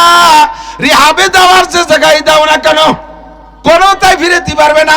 3 মাস রিহাবে রাখার পরে ছেড়ে দেশে আইসে বিসমিল্লাহকে পয়লা এক কইলকেই টান, রিহাবে ফিরাইতে পারবে না। ফিরানোর জন্য একটা মাত্র তাবিজ, তার নাম হলো নামাজ। ইন্নাস সালাতা তানহা আনিল ফাহশাই ওয়াল মুনকার ওয়ালা যিকরুল্লাহি আকবার। আর বলবো না, বহু বলতে পারবো, সময় কম, জায়গা মতো কিছু জরুরি কথা আছে।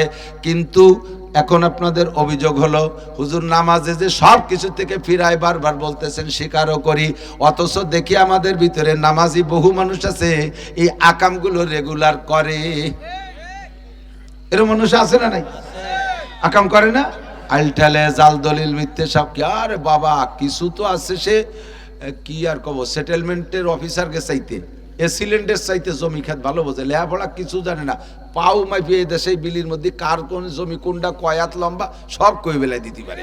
এত পাকা মাল, কার জমি কোন জায়গায় কোথায় কি আছে সব রেকর্ড পারছে তার কাছে আছে। কেউ কেউ মানে এত বুঝাবো যে বুঝতে বুঝতে যখন বেচা শুরু করে, বাপের টুক বেছে, মাঠ টুক বেছে, দাদি বাড়ি পাইছে তা পাইছে, দাদা বাড়ি পাইছে তা, নানি বাড়ি পাইছে তা বেছে, সব বেচতি বেচতি এদানিং খুঁজতেছে যে কয় হাওয়া আলাইসালাম তো আমার মা, ওনার মিরাজ পাবো, এই সৌদি আরব যা মিরাজ নিয়ে আই গে। এত বুঝাবো যে নামাজ পড়ে, অথচ এরে দিয়ে ওরে দিয়ে জাল দলিল মিথ্যে সাক্ষী দুনিয়ার আকামের ভিতরে ডুবি আছে। আছে তাহলে নামাজে কিরম ফিরেলো? তাই নামাজের তো কোনো ফল। এই ক্লাসের নামাজিদের কারণে বেনামাজিদেরকে মোটে ওই ওয়াজ বুঝতেই পারতেছি না। বেনামাজিরা কা হুজুর এতক্ষণ যা বললেন যে নামাজে আকাম থেকে ফিরে, চোখের সামনে দেখি নামাজ পড়ি পড়ি আকাম করে, তাহলে নামাজের কি কার্যকারিতা? তার চাইতে নামাজ না পড়ি ভালো আছি। এর কারণে চার দোকানে বসে বলে আমরা অত নামাজও পড়ি নে, আমরা ওরকম বেঈমানও না। ওরা নামাজ পড়ে না বলি ওরা বেঈমান না, কাজে আপনার কাছে ইমান ভালো আছে। এরা এই কথা বলতে সাহস পায় কেন? কারণ নামাজ পড়নেওয়ালার ভিতরে যে গুণগুলো পাওয়া দরকার ছিল সে গুণগুলো পাওয়া যাচ্ছে না। আল্লাহ পাক বলেছেন নামাজের 2টা গুণ। আল্লাহ বলছে কয়টা? একটা হলো আকাম থেকে ফিরায়, আর একটা হলো বিগত যে অন্যায়গুলো হয়ে গেছে এইগুলো নামাজে মুছিয়ে দেয়, এইগুলো নামাজে খেয়ে ফেলে। হাদিসে আসছে, দিক তাকান, আমার হাতের দিক তাকান। আসসালাওয়াতুল খামস ওয়াল জুমুআতু ইলাল জুমুআ ওয়া রমাদানু ইলা রমাদান মুকাফফিরাতুম মা বাইনাহুন্না ইযা ইজতানাবাল কাবায়ের। আল্লাহ পাক বলেন ওয়া আকিমিস সালাতা তারাফাইন নাহারি ওয়া যুলাফাম মিনাল লাইল ইন্নাল হাসানাতি ইউযহিবনাস সাইয়্যাত যালিকা যিকরা লিয-যাকিরিন। 5 ওয়াক্ত নামাজ, দৈনন্দিন 5 ওয়াক্ত নামাজ, সপ্তাহে 2টা জুমা, বছরে 2টা রমজান। কয়টা ইবাদত? 3টা ইবাদত। দৈনন্দিন 5 ওয়াক্ত নামাজ, সপ্তাহে 2টা জুমা, বছরে 2টা রমজান। কত রমজান? আগামী রমজান, 12 মাসের ভিতরে 2 রমজান। এই 3টে ইবাদত যদি কেউ করে তার জীবনের সমস্ত গুনাহকে ধ্বংস করার জন্য এই 3টে ইবাদত 3টে ফিল্টার। 3টে ইবাদত 3টে ফিল্টার। এদিক তাকান। এখন তো আধুনিক ফিল্টার অনেক হয়েছে, পানি ফিল্টার করে না আয়রন মুক্ত করার জন্য। আমাদের ছোটবেলায় বা আমাদের কর্মজীবনের শুরুতে তারাই পুকুরে পড়াইছে ওই এলাকার পানি খুবই খারাপ। বোতলে করে পানি রাখলে 5 মিনিট পরে পানি না ছাগলের চেনা বোঝা যায় না, এমন লাল হয়ে যাইতো, মুখে দেওয়া যায় না, খাইলে আমাশা, গ্যাস, নানান রোগে আক্রান্ত। তখন তো পয়সাও ছিল না এরকম, আর এরপরে ব্যবস্থাও ছিল না। তা আমরা ফিল্টার বানাইতাম, নিজেরা ফিল্টার বানাইতাম। বাঁশের চটাই দিয়ে 3 কোনা ফ্রেম বানাইয়া 5টা হাঁড়ি ব্যবহার করা লাগতো, মাটি হাঁড়ি। তো উপরের হাঁড়িতে টিবলের এই আয়রনওয়ালা পানি, আয়রন আর্সেনিক যা আছে ওর মধ্যে আছে, ও খাওয়া যায় না, গালে দেওয়া যায় না। ওর তলা ফুটো করে ছিদ্র করে একটু নেকড়া পেঁচাই দিয়ে ফোটে ফোটে পড়বে, কলকলায় পড়লে আবার হবে না। 2 নম্বর ওর নিচে যে হাঁড়িটা, ওই হাঁড়ির ভিতরে 1 নম্বর হাঁড়ির ভিতরে বালি ভিজে, বালিওয়ালা হাঁড়িরও তলায় ছিদ্র, ওর নিচে যে টপ টপ করে ফোটে পড়বে তার নিচের হাঁড়ির ভিতরে থাকতো কয়লা। এই কয়লা ভিজাইয়ে এরপরে তার তলিতে ছিদ্র, ওই হাঁড়ির নিচে আর একটা হাঁড়ি থাকতো 3 নম্বর হাঁড়ি, যেটা টোটাল মিলে 4 নম্বর হাঁড়ি, ফিল্টার হিসেবে 3 নম্বর হাঁড়ি। ওই হাঁড়ির ভিতরে দিতাম পাথর ভিজে, এর নিচেও ছিদ্র থাকতো, নিচে থাকতো ভালো হাঁড়ি, ওই হাঁড়ির মধ্যে পানি জমতো। ওই পানিতে আয়রন, আর্সেনিক, লবণ কিচ্ছু থাকতো না। এভাবে আমরা ফিল্টার করতাম। তাহলে 1 নম্বর বালির হাঁড়ি, 2 নম্বরে কয়লার হাড়ি, 3 নম্বরে পাথরের হাড়ি। 3 হাড়ি ফিল্টার করলে লাস্টে যে পানি ফ্রেশ হয়ে বের হয়। নবী পাক বলেন 3টি হাড়ি তোমার জিন্দেগির সমস্ত আকামকে ফিল্টার করার জন্য আল্লাহ পাক 3টি হাড়ি রাখছেন। আসসালাওয়াতুল খামস, 1 নম্বরে 5 ওয়াক্ত নামাজ, 2 নম্বরে ওয়াল জুমুআতু ইলাল জুমুআ, কয়লার ফিল্টার। গত জুমায় নামাজ পড়ছো, আবার আগামী জুমায় নামাজ পড়বা, 2 নম্বর ফিল্টার। 3 নম্বর ফিল্টার পাথরের হাড়ি। ও রমাদান ইলা রমাদান, গত রমজানে রোজা রাখছো, আগামী রমজানে রোজা রাখবা। মাঝখানে 11 মাসে যত সগীরা গুনাহ মুকাফফিরাতুম মা বাইনাহুন্না ইযা জিতানাবাল কাবায়ের, তুমি যদি ইচ্ছাকৃতভাবে কবিরা গুনাহগুলো ছেড়ে দিতে পারো, এই 3 প্রকারের ফিল্টারে তোমার জীবনে যত সগীরা গুনাহ আছে সব সগীরা গুনাহ খেয়ে সাফ করে দেয়।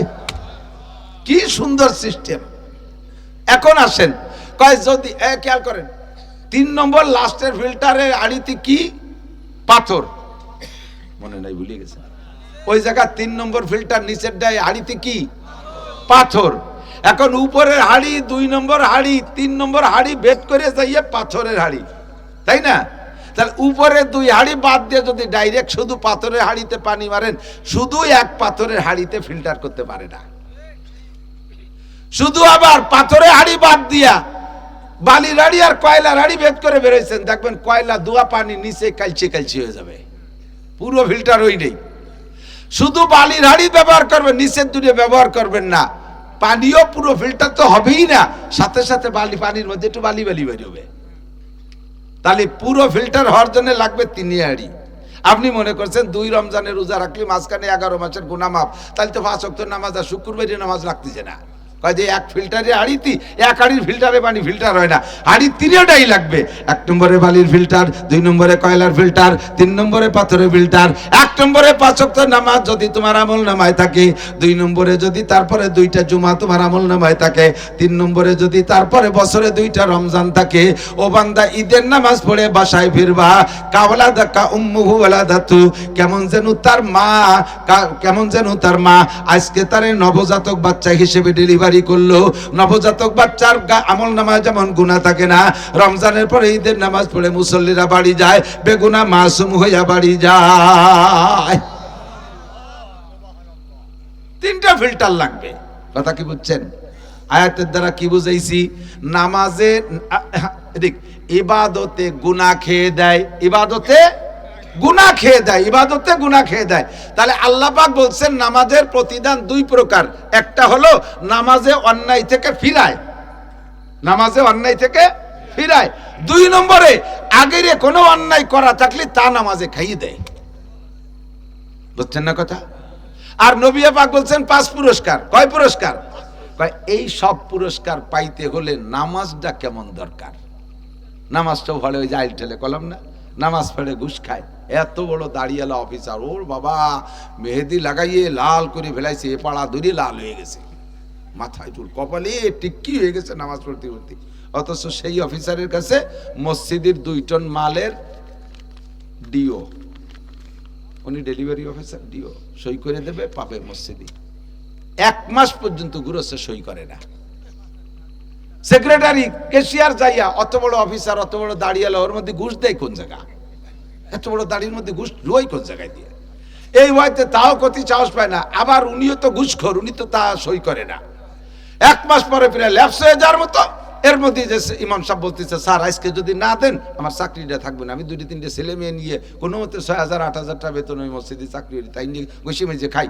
আর এ যদি আপনি এতে সই না দেন, আমার ওই উম্মতরা আমার খারেজ করে দিবে রে, তাড়াতাড়ি আমার একটু সই দেন। স্যার উল্টোই পাল্টাইয়া তাহলে তুই যা, ওই পাশে একটা ছেলে দাঁড়ানো আছে, ওর সাথে দেখা করেছো, পায়খানার ধরে ওই ধারে একটা ফেরেস্তা দাঁড়াই দিচ্ছে, তার সাথে সাক্ষাৎ করে এসো। তার কাছে যে কোসে, ভাই আপনার সাথে স্যার দেখা হতে গেল কে? বোঝেন না, মাল ছাড়া তাল হবে না। অত বড় দাড়ি আর কপালে দাগ দেখলেই ফেরেশতা হয়ে গেছে। ও খালি নামাজি বড় ঘুষখোরের গুরু। এই জায়গা বসে বসে ঘুষের প্র্যাকটিস করায় ও, অত বড় দাড়ির মধ্যে। তাই হুজুর দিকল যে নামাজে এই আকামেতে ফিরে, তো ও কি রে, ওরে ফিরেতে পারলি না, মসজিদটা মালের তো ঘুষ খাবে। কথা কন, এই সমস্যা কি এইটি আমার বুঝতে হবে। আপনার কাছে 1000 টাকার নোট আছে, খুব সুন্দর নোট আছে, 1000 টাকার নোট, 1000 টাকার নোট, নোটখান চকচকে কসকসিয়ে একেবারে কড়কড়িয়ে, বেকার এইমাত্র বাংলাদেশ ব্যাংকের থেকে আসে, কিন্তু নোটখান জাল। নোটখান কি জাল। এই দেখি বাজারে কোনো মালের তাল হবে? মাল পাবেন? জাল টাকায় মাল পাবেন? কি পাবেন? তাল নষ্ট করে ফেলা দেবে, ধরা বলি বলিছি মাজা ভাঙ্গি ফেলা দেবে বাড়ো ইয়া। টাকা জাল। বড় 1000 টাকার নোট, কিন্তু মাল হয় না, টাকা জাল। টাকাও অ্যাকুরেট আছে, টাকা 1 নম্বর জাল না, কিন্তু টাকার মাঝখানে 2-3টে পুড়া ফুটু আছে, ফুটো পুড়া ফুটো। এ নেবে কেউ? নেবে? এক পাশে কোনায় দিয়ে সে নাম্বার খানিক কাটিয়ে বার হয়ে গেছে, নেবে? নেবে না। এই টাকায় কোনো মাল হবে না, সেম কোয়ালিটি। আপনার যেই নামাজ দিয়ে এই পুরস্কারগুলো পাবেন, আপনার নামাজটার একটু কষ্টি পাথরে দিয়ে একটু মেপে নেন, মেশিনে একটু দেন আপনার নামাজটা ঠিক আছে কিনা। আপনার নামাজ যদি ঠিক না থাকে, তাহলে নামাজের প্রতিদানে যা যা ওয়াদ আছে তার একটাও পাবেন না, খারাপ থেকেও ফিরতে পারবেন না, 5টা পুরস্কারও পাবেন না, বিগত গুনাহ নামাজে মাফ করতে পারবে না। আপনার ইবাদতগুলোই তো সঠিক নাই। এজন্য আল্লাহ পাক বলেন, ওমা উমিরু ইল্লা লিয়াবুদুল্লাহ মুখলিসিনা লাহুদ্দিন। ইবাদত করে ইখলাসের সাথে আল্লাহরই জন্য। নামাজ পড়ো পরিষ্কার করে, 1 নম্বর নামাজ দাও। 1 নম্বর নামাজ যারা পড়ছে, সত্যি তাদের দুনিয়ায় অভাব নাই, ঘরের মধ্যে খাবার নাই, যাই মসজিদে যে নামাজ পড়ছে, মসজিদে যে নামাজ পড়ে মোনাজাত করতেছে, ঘরের ভিতরে ছিল জাতা, এখনকার এই মেশিন, আগের আমলে জাতা। সাহাবাইকে হিকায়াতে সাহাবা পড়ে দেখবেন কত ঘটনা এরকম আসছে, ঘরের ভিতরে জাতা অনাসে ঘুরতেছে আর ভন ভন করে আটা বের হচ্ছে। তুমি যদি নামাজটা 1 নম্বর দিতে পারো, পুরস্কারটা তোমার জন্য 1 নম্বর আছে। তুমি যদি নামাজটা 1 নম্বর দিতে না পারো, তাহলে কোনো পুরস্কার তুমি পাইবা না। তাহলে 1 নম্বর নামাজ কেমন বলবো? বলবো নামাজ তৈরি করতে লাগে কি? নামাজ তৈরি করতে লাগে 13টা ফরজ। কয়টা? 13টা ফরজ লাগে। 1 নম্বরে শরীর পাক, 2 নম্বরে কাপড় পাক, 3 নম্বরে নামাজের জায়গা পাক, 4 নম্বরে 70 টাকা। এই মাথার কয়টা বললাম? এইভাবে 13টা ফরজ। হ্যাঁ, নামাজের নিয়ত করা, কিবলামুখী হওয়া, ফরজ নামাজ দাঁড়িয়ে পড়া, রুকু করা, সেজদা করা, কিরাত পড়া, শেষ বৈঠক দেওয়া, এই সবগুলো হলো নামাজের ফরজ, ঠিক না? এখন আপনার এই 13টা ফরজ কি আপনার জানা আছে? এরপরে নামাজে তৈরি করতে লাগে 2 নম্বর মাসালা হলো ওয়াজিব। নামাজের নাম আরবিতে কয় আসসালাতু মিফতাহুল জান্নাহ। নামাজে কি কয় জানেন না? হাদিস শুনেন নাই? আমার সাথে একটু কোন, আসসালাতু মিফতাহুল জান্নাহ। নামাজ বেহেশতের চাবি, এটা তো জানেন। নামাজ বেহেশতের চাবি ছাড়া বেহেশতের তালা খোলে না, ঠিক না? তাহলে জান্নাত আপনার জন্য একটা বানানো আছে, কিন্তু তালা দিয়া, এ খুলতে হবে নামাজ দিয়া। কি দিয়া? নামাজ দিয়ে। আর আপনার যদি নামাজ না থাকে, বেহেশতে আপনার নামে একটা বরাদ্দ রয়েছে, ওই লা ইলাহা ইল্লাল্লাহ বলে তুইছেন না, ওতে বেহেশতে একটা বানানো রয়েছে, কিন্তু এতে তালা আটকানো, চাবি নাই, নামাজ পড়েন নাই, খুলবেন কি দিয়ে, ঢুকবেন কিভাবে? 1। 2 নম্বর হলো, বলেন লিকুল্লি মিফতাহিন, বলতে পারেন নাই মনে না? আর বলে লিকুল্লি মিফতাহিন আসনান। সব চাবির দাঁত আছে, সব চাবির কথা কন, দাঁত ছাড়া সোজা একটা জিনেরির মতো একটা চাবি হয় নাকি? এই আমার পকেট ভরা চাবি আছে, দেখাচ্ছি, একটাই দেয়। এই যে দেন, দূরিত্ব তো দেয়া যাচ্ছে না, দাঁড়ে দাঁড়ে যারা আছে তারা দেখছে, দাঁত আছে না? সব কটা দাঁত কি এক বরাবর? ছোট বড় আছে না নাই? তা নামাজ যেহেতু জান্নাতের চাবি, নামাজ জান্নাতের চাবি, আর প্রত্যেক দাঁতের চাবির দাঁত আছে, তাহলে নামাজ চাবিরও দাঁত আছে। আর সব দাঁত এক বরাবর না, সমান না, সব চাবির দাঁত এক বরাবর না, ছোট বড় আছে। তাহলে নামাজ চাবিরও দাঁত ছোট বড় আছে। 13টা বড় দাঁত, 14টা মাঝে দাঁত, 28টে সাইজে দাঁত, 28টে সাইজে দাঁত। 28টে সাইজে দাঁত কি? 13টা ফরজ বড় দাঁত, 14টা ওয়াজিব মাঝে দাঁত, 28টে সুন্নতে মুআক্কাদা সাইজে দাঁত, আর ছোট দাঁত আছে আর কয়টা, সব মিলে 54টা দাঁত। এই দাঁত কয়টা যদি সাইজ না থাকে, আপনার চাবি খুলবে না আর পুরস্কারগুলো পাবেন না, আপনার তালা খুলবে না আর পুরস্কারগুলো পাবেন না। এবার বলি, আর একটু বলি, এদিক তাকান। এই চাবির দাঁতও ঠিক আছে, সবই ঠিক আছে, কিন্তু ডালার সময় এই জায়গায় 1 ফুট, ওই জায়গায় 1 ফুট, এই জায়গায় 1 ফুট, এরকম 3-4টে ফুটা বেশি পড়ে রয়েছে।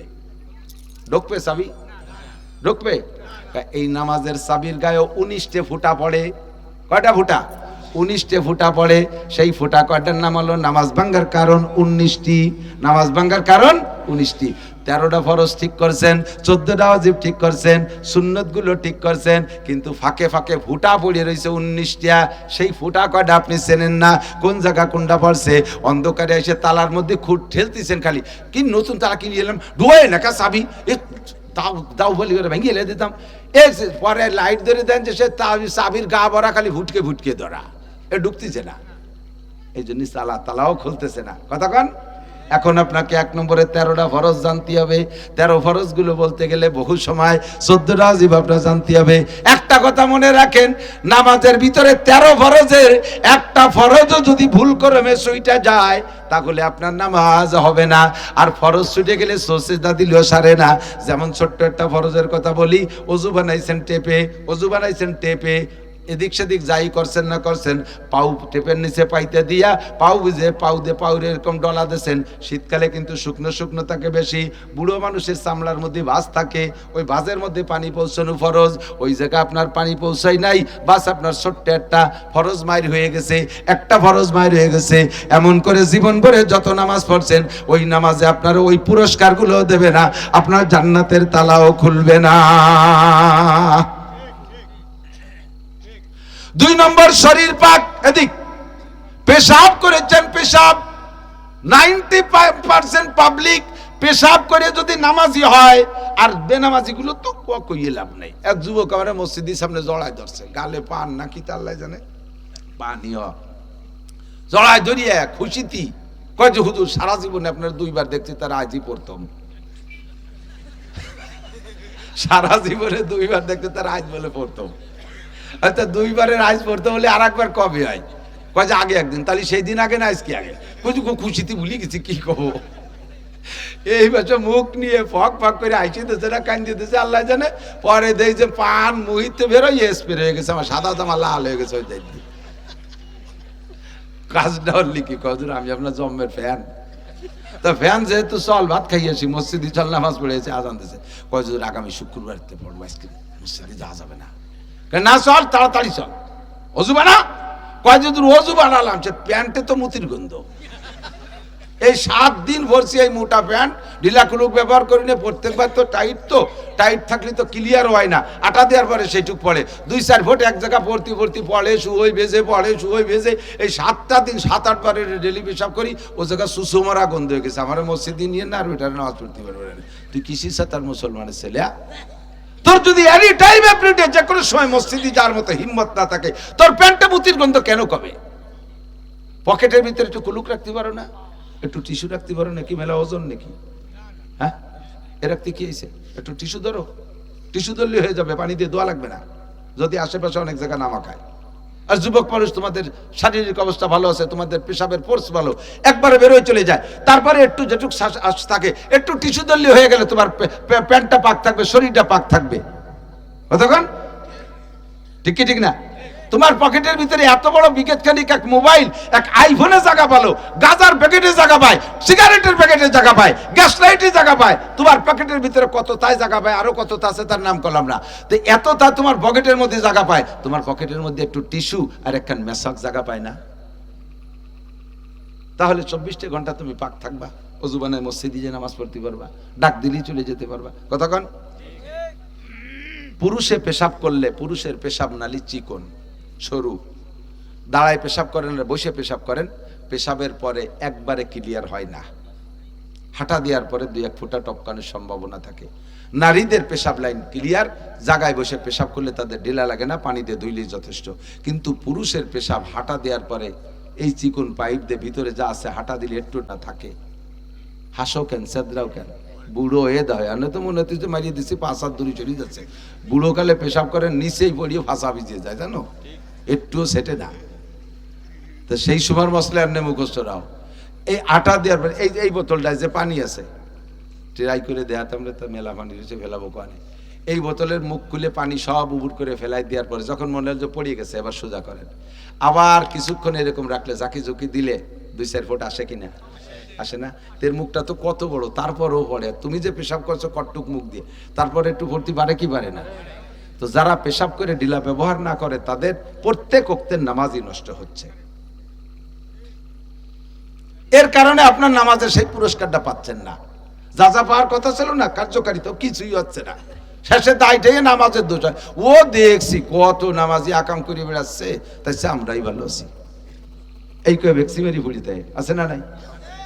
আপনার নামাজের পুরস্কার পাইতে হলে, নামাজের কার্যকারিতা পাইতে হলে নামাজকে আগে সুন্দর করেন। আপনার নামাজই তো 2 নম্বর, জাল নামাজ, ফুটো নামাজ, কেনি ছিড়া নামাজ, নামাজ পচা নামাজ, বাতিল নামাজ।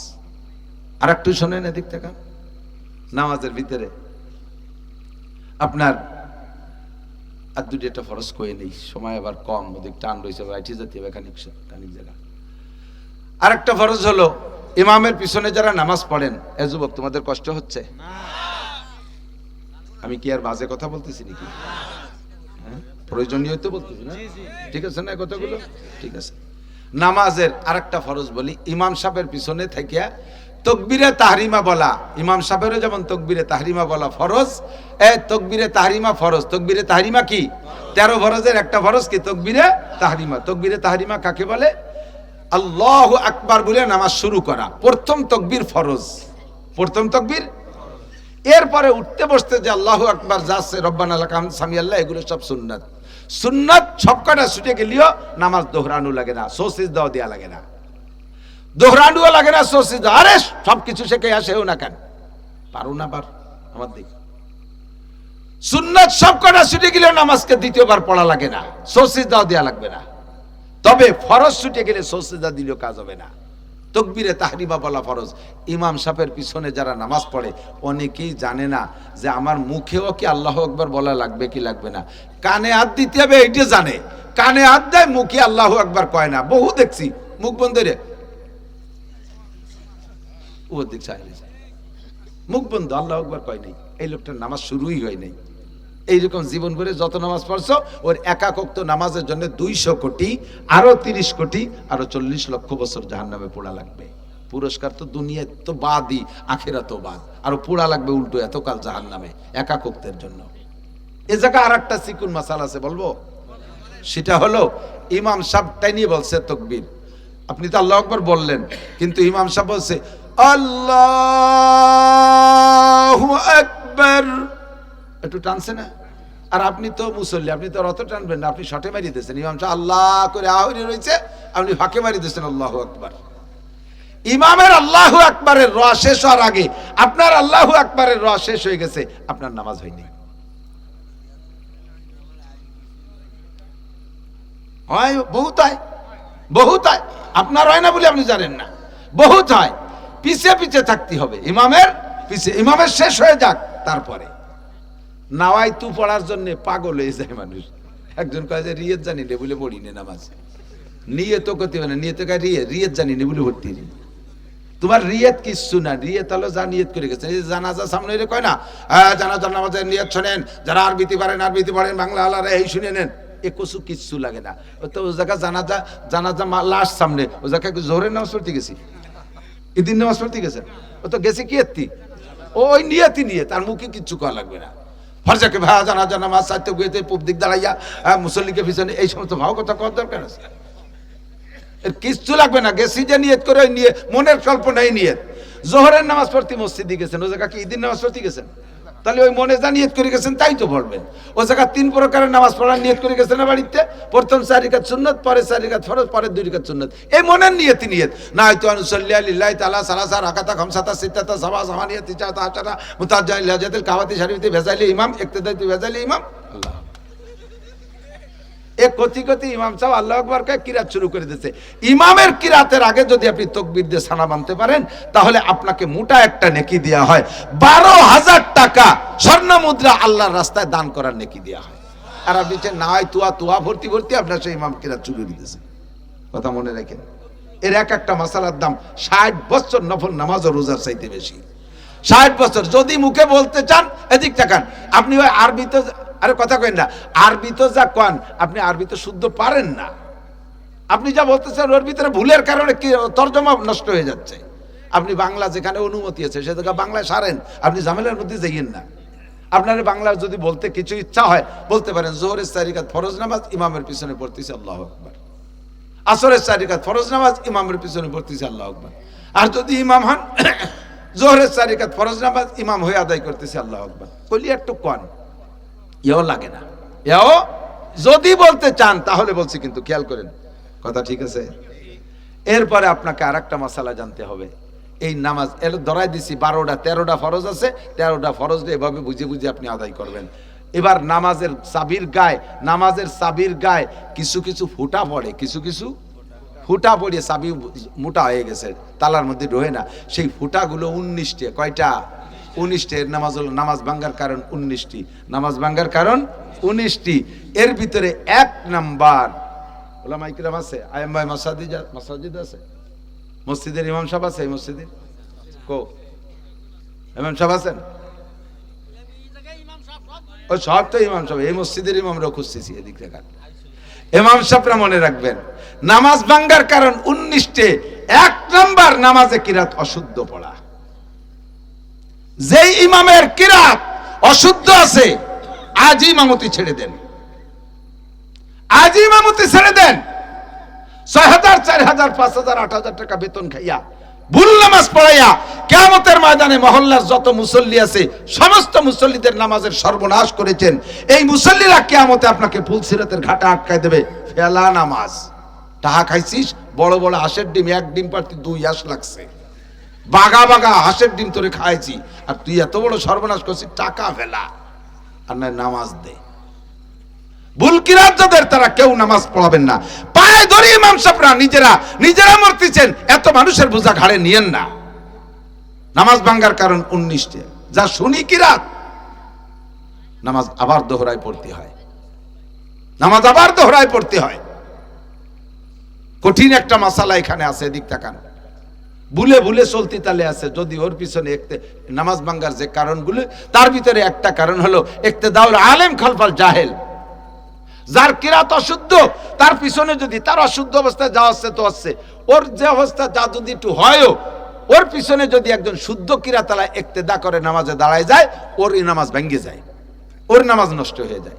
তাহলে একজন ইমামের কিরাত গলত, মুসল্লিরা ওই সাইজের, এর পিছনে একজন যোগ্য আলেম যদি ইক্তেদা করে বসে, যার কিরাত ভালো, ইমামের নামাজ ছুটে যায়। ইমামের নামাজ ছুটে গেলে পুরো মুসল্লিকে নামাজ শেষ।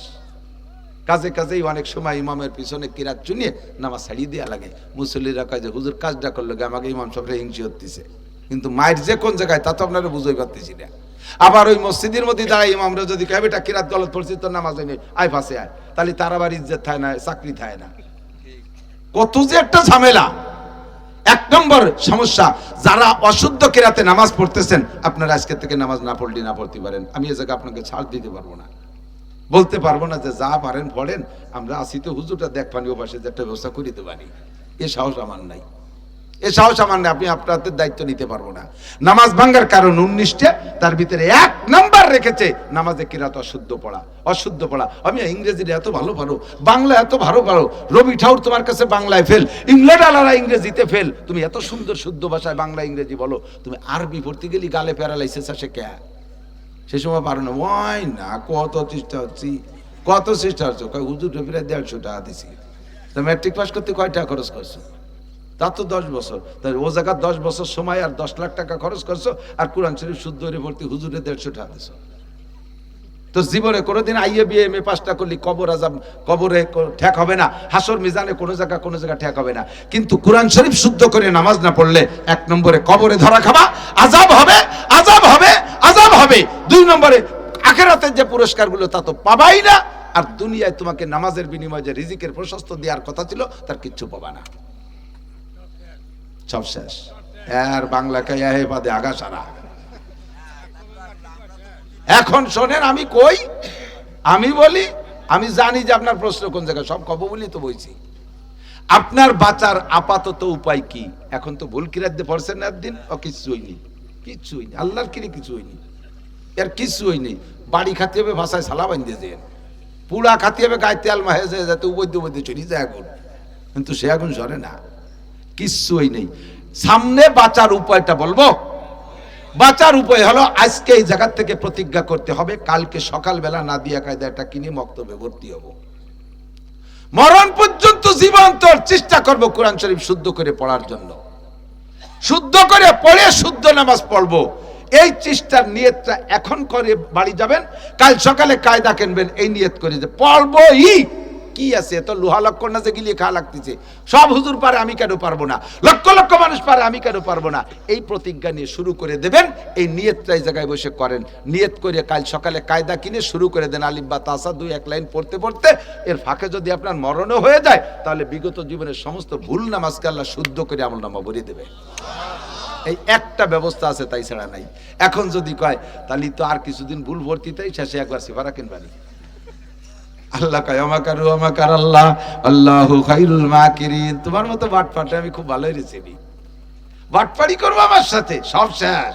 কখন মারা যাবি তওবার আগে মরে যাস নাকি তা ঠিক আছে, হায়াতের কোনো গ্যারান্টি আছে? ও যুবক আমার, শোনা যুবকরা, তোমরা স্কুল কলেজ ইউনিভার্সিটিতে পড়ো, তোমাদের মেধা খুব নরম আছে, সফট আছে। তোমরা কিন্তু মাত্র 1 মাসে কোরআন শরীফ পড়া শিখে ফেলতে পারবা শুদ্ধ করে। আর কোরআন শরীফ পড়া শিখে ফজরের নামাজ পড়ে তুমি তোমার বসার পড়ার টেবিলে বসে আগে সূরা ইয়াসিনটা তিলাওয়াত করো, ডেলি 2 পৃষ্ঠা কোরআন শরীফ পড়ে তারপরে বই পুস্তক পড়তে বসো। আমি আল্লাহর কসম খেয়ে বলি, যদি এর আগে পড়ে যে পরিমাণ বরকত পাইছো, কোরআন শরীফ তিলাওয়াত করে পড়ার পরে বই পুস্তক নিয়ে বসার পরে যদি বরকত বেশি না পাও, তাহলে আর তিলাওয়াত করতে নিষেধ করলাম, আর কইরো না। আমি এই চ্যালেঞ্জ এজন্যই করতে সাহস পাইছি যে আল্লাহর কোরআনের বরকত অনিবার্য হবেই হবে। কথা কোন ঠিক ঠিক না? তাহলে তুমি একটু মেহনত করো, কত এসে মুখস্থ করলে, কত কঠিন অঙ্ক পড়লে, কত মাস্টারের কাছে যে তুমি প্রাইভেট পড়লে, কেন তুমি একটু সময় দিবা না? কেন তুমি একটু সময় কোরআনের জন্য দিবা না? 1 নম্বর সমস্যা নামাজে কিরাত অশুদ্ধ পড়া। এদিক থেকে একটু বলি, ছোট্ট একটা উদাহরণ দিলি বুঝবেন। পড়েন কুল ইয়া আইয়ুহাল কাফিরুন লা আ'বুদু মা তা'বুদুন। পরে যে আয়াতগুলো ঘুরছে 6টা আয়াত, একই ধরনের তরজমা। শেষটা হলো লাকুম দীনুকুম ওয়ালিয়া দিন, তোমাদের ধর্ম নিয়ে তোমরা থাকো, আমার ধর্ম নিয়ে আমি থাকি। বাকি মাঝের 4 আয়াত তোমার তরজমা হলো, হে কাফেররা, তোমরা যার ইবাদত করো আমরা তার ইবাদত করি না, আমরা যার ইবাদত করি তোমরাও তার ইবাদত করো না। কথা কন, তোমরা যে বলো আল্লাহ আর ভগবান এক, এটা ব্ল্যাঙ্ক ফালতু কথা, পাও কথা, ও কিছু না। আমরা যার ইবাদত করি ওই দেবদেবী তার কেউ না। কাজে আমরা যার ইবাদত করি তোমরা তার ইবাদত করো না। আর আমিও বলে রাখি লা আ'বুদু মা তা'বুদুন, তোমরা যাদের 33 কোটি দেবদেবীর পূজা করো আমি কোনোদিন করিও না, করবো না। এলো সূরা কাফিরুন। যদি লা রে 1 আলিফ কমপক্ষে টেনে বলেন লা আ'বুদু মা তা'বুদুন, তোমরা যার ইবাদত করো আমি কোনোদিন করি না, করবো না। এই হলো তরজমা। যদি আপনি লা রে না টানেন, কুল ইয়া আইয়ুহাল কাফিরুন লা আ'বুদু মা তা'বুদুন, লারে টানেন নাই, লা আ'বুদু মা তা'বুদুন, বুঝা যাচ্ছে? পার্থক্য বোঝা যাচ্ছে? এতে কি হয়েছে জানেন? এ হিন্দু ভাইরা, এতদিন তোমরা পূজা করছো, সামনে অবশ্যই আমিও তোমাদের সাথে পূজা করতে আসতেছি। মা তা'বুদুন, যার পূজা করো, এখানে লামে তাকিদ হয়ে গেছে, গুরুত্ব সহ অবশ্যই সামনে উড়াকান দিয়ে আসতেছি, খালি তোকে একা যা লাগবে না, আমরা আসতেছি। আর কান্দি উড়াকান্দি তো কান্দিতে মিল আছে, তোকে আর কষ্ট লাগবে না, আমরা আসতেছি। ঈমান থাকবে, নামাজ হবে, এরকমই বহু জায়গা। আলহামদুলিল্লাহি রাব্বিল আলামিন, সমস্ত প্রশংসা আল্লাহর, যিনি রব্বুল আলামিন। যদি হারে চিকুন করে বলেন আর আপনি বলছেন আলহামদুলিল্লাহি রাব্বিল আলামিন, সমস্ত সিরা খেতা হামদ মোটা হাইদে বললে সমস্ত সিরা খেতা, পুরন তেনা, জুলি খেতা এসব আল্লাহর। আর দামি দামি কাপড় কয়টা আমাকে আল্লাহ কয়, আমার দেয়া কাপড় দামি কয়টা তোমরা ব্যবহার কর, সিরা খেতা নিয়েছো আমার জন্য, নামাজ হবে? এইভাবেই মাইর খাইছেন।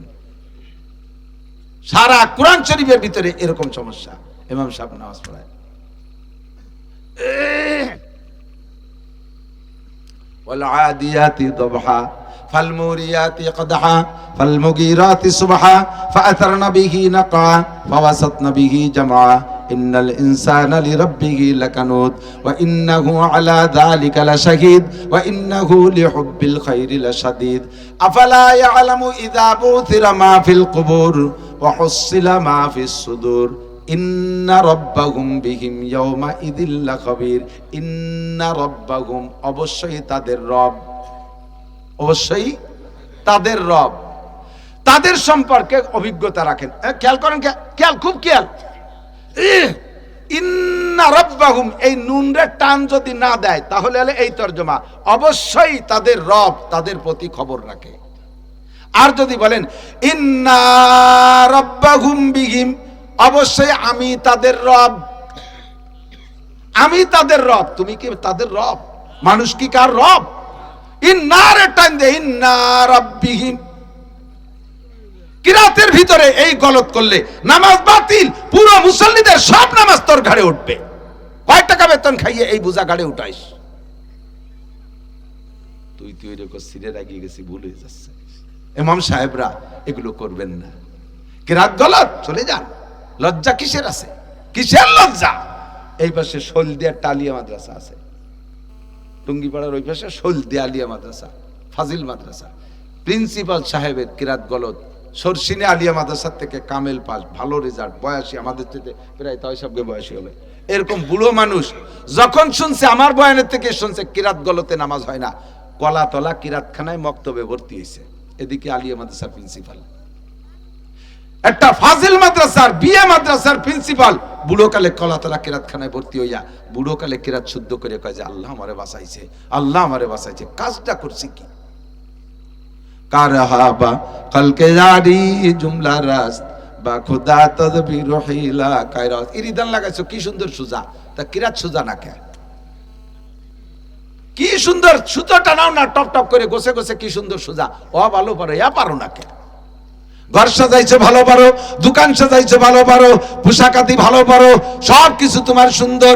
কেন তোমার আত্মায়াত সুন্দর? কেন তোমার কেরাত সুন্দর? কেন তোমার নামাজ অসুন্দর? কি জবাব দিবি রে তুই আল্লাহর কাছে? কথা কি বোঝা গেছে?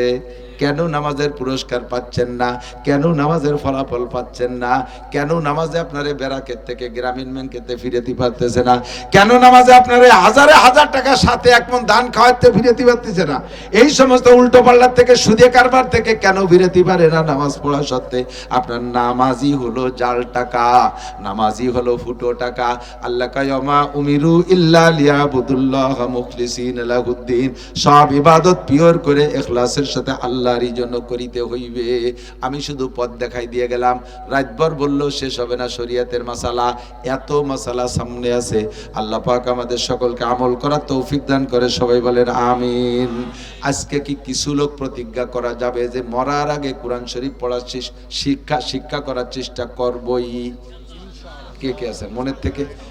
আল্লাহরে ধোঁকা দিয়েন না, মনের থেকে হাত জাগাইছেন। এলাকার ইমামের সাথে চেষ্টা করেন, যোগাযোগ করেন। পারবেন তো? পারবেন তো? মাশাআল্লাহ।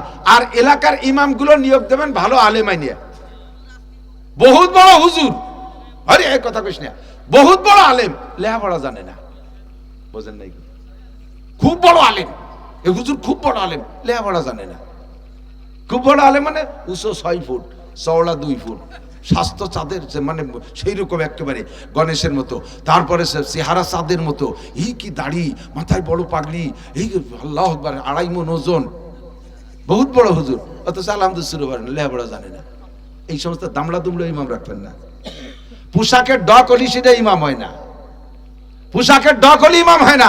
আসবে তাজি আগার জয়ীফে বুয়াদ হাম চুনা আস্তবিলায়ে খরবে, যুদ্ধের গোড়ায় একটুক একটা সিকুন, তার দাম 20 লাখ টাকা। আর এই কুলুর বলো এত বড় এক দামলা গুড়া, ওর দাম মাত্র 6000 টাকা। বড় সরে চেয়ার একটা বড় হলি, রুমাইল একখান মাথায় দিয়ে, 3 তলা টুপি দিয়ে, রুমাইল তার উপরে দিয়ে, তার উপরে আবার সৌদি আরবের টায়ার একখান বেচাইছে। বড় হুজুর হয়ে গেছে, বড় হুজুর হয়ে গেছে। গায়ে মাত্র 50 কেজি ওজন, ভিতরে বারুদ। খুঁজে যায়, দেখ আব্দুল মালিক সাহেব, সারা পৃথিবীর শ্রেষ্ঠ আলেমদের ভিতরে একটুক একটা মানুষ। তারপর স্যান্ডেল হয় না, স্যান্ডেলে এ পাশে 1 বিঘে বেডুন, মানে 3 ইঞ্চি বেশি, ও পাশে 3 ইঞ্চি বেশি। এই মানুষটা যে বাইতুল মোকাররমের খতিব, কোনো সম্মান আছে? এলেমের বস্তা, মানুষ তো একটু। আর এত বড় মসজিদের এত বড় হুজুর কেরাত পড়তে পেরেছে। আজকে রাতারাত গলত যাদের আছে, সকালবেলা মুসল্লিদেরকে বলি কই বুঝাইয়া তবে মাফ চাবেন যে বাবা একদিন ফাঁকি যা দিচ্ছি, আল্লাহর রাস্তায় আপনারা মাফ করেন, আর নিজেরা সিদ্ধ হওয়ার চেষ্টা করেন। ভালো ইমাম দিয়ে কেটে কেটে পড়ার চেষ্টা করো। আল্লাহ তাআলা হেফাজত করুক। কষ্ট পাইলেন? কষ্ট পাইছেন? হুজুররা কষ্ট পেন না ভাই, পায়ে ধরি, বাঁচার জন্য পরামর্শ দিয়ে গেলাম। ওমা আলাইনা ইল্লাল বালাগ। যদি কষ্ট পেয়ে থাকেন, করার কিছুই নাই, তবে মাপ চেয়ে নিচ্ছি কষ্ট পাওয়ার কারণে। হয়তো বলতে পারেন যেভাবে না বলে অন্যভাবে বলতেন, অন্যভাবে বলার সময় আমার নাই, তাই তুই যে আনে পাইছি সে এনে ঠেসে দিলে জবই দিয়ে তুই গেলাম, যাকে যা। আল্লাহ হেফাজত করুক না, আমিন। সবাই সহি বুঝ দান করেন, ভাষাগত ত্রুটি বিচ্যুতি মার্জনীয়, যা বলেছি শুনেছি আল্লাহ আমল করার তৌফিক দান করুন। সুবহানাল্লাহি বিহামদি, সুবহানাল্লাহিল আযীম, সুবহানাকাল্লাহ।